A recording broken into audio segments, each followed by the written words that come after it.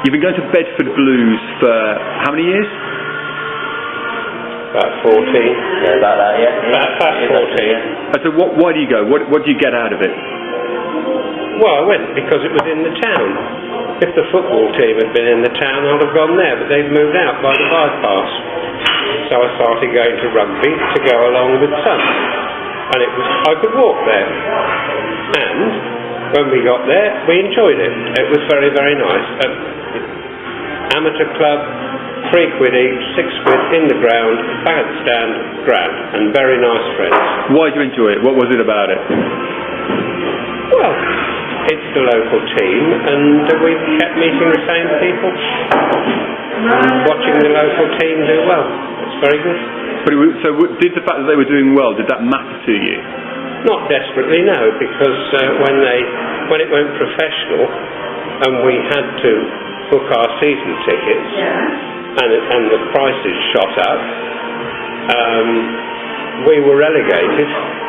A couple of, but we still go because we're supporting our local team and being there with our friends. So is the being there with your friends, is that as important as the local aspect of this? Is it about your friends really, about camaraderie? No, if it was just about the friends, I'd go down the Rapper Club or go, out with this little group that goes out on pub crawls. But I can support my local town and get to know people, which is all very friendly because there's no aggro at these matches. Why is it important to be involved in something that belongs to the local town? Because we see a lot of. I mean, I don't know whether it's true in rugby. Are there a lot of people who would support Leicester because they're the most successful? Well, there are. I mean, when we got that French, who was that French person? That back who played for Saracens. Castagnier. I mean, when Castagnier came, the French international. Oh, must come and see Thomas Castagnier. Great. Must be there, and they'd fly to the ends of the earth to see him. I mean, this is a particular... But they didn't belong to the team, did they? Those supporters didn't belong to that team. No, they were coming to see this star playing for the Saracens. But the same person would travel miles up to Manchester to see Beckham. I mean, that's not supporting your local town. That's chasing celebrities. But the Bedford fans own the club. They raised £500,000 in 10 days to save it from extinction. And why is that important? Well, it cannot be moved from the town. It cannot be moved to Coventry or Milton Keynes Dons, as they were talking about. And you can't get one or two sugar daddies calling the shots.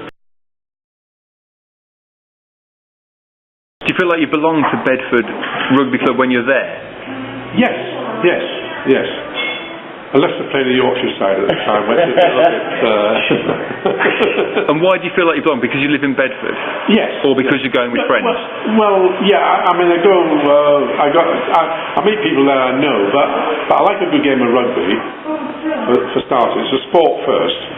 I mean, whether Bedford win or lose is not desperately important, as long as I see a good game of rugby. Okay, and as long as you're with your friends doing it? Yeah. And you were saying earlier that you were a York City fan? I was a York City fan when I was young, because I was born or lived most of my early life within about 100 yards of Bootham Crescent. Okay, but you would look out for Yorkshire results, but not... I still do. I always look out for York City results. Okay, but you don't feel the need to go to Bootham Crescent? Why not? No. Because it's too far. It's too far to go just for a football match, and I'm not that. What's the word? Not enthusiastic, but obsessive about travelling around the country to see a particular site. So how do you feel about the fact that Gervais would do that? That he would travel to Rotherham on Saturday? Is that obsessive? Is that? Well, no, it's a hobby.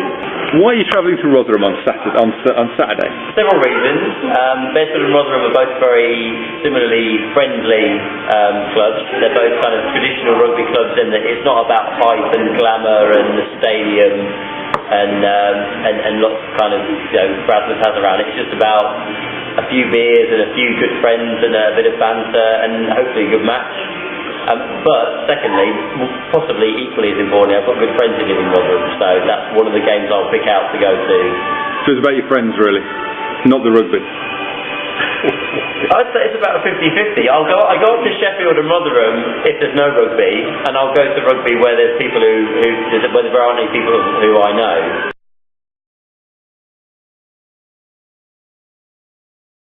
What about if somebody came in with a few million and said, right, we'll take you over and we'll invest this and we'll get you in the Premiership and you'll be winning things? This is probably where I differ from my dad's view, because when this happened, when Frank Warren turned up at Bedford about 10 years ago, I was very excited about it and thought the idea of Bedford being up there playing Leicester and Bath and Cardiff and Edinburgh and all these top sides and being in the Heineken Cup and possibly being one of the top sides in Europe, I was very excited about that. But the reality of it is that there's not enough people in the town really to support that level of success. So my immediate reaction would be brilliant, but realistically it's not going to happen. And where Bedford are at the moment, the trips we've got and the other teams that we play are on about the same sort of level as us. There's people like Otley and London Welsh, Rotherham, who are just solid town rugby clubs where the people seem to have an immediate affiliation with the town, and it's a good day out.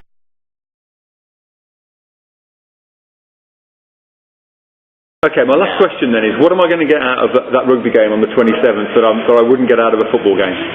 I think you'll get a much friendlier atmosphere, much more camaraderie and banter, be much more light-hearted.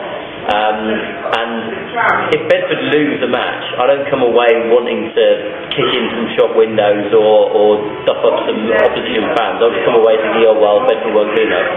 But you'll have probably be standing right next to some extra supporters or whoever the other side are, and you'll have made some new friends, and you'll have had a much more, I think, relaxed and enjoyable afternoon out than you would watching football, which I've done from time to time, which is a completely different experience, really.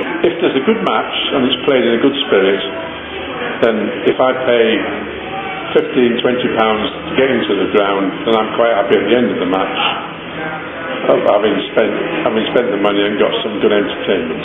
See, as a part-time supporter, I'm not that sort of upset if I go and see a local team lose or win. Really, I mean, it's a game that matters. I think we're done. Well done.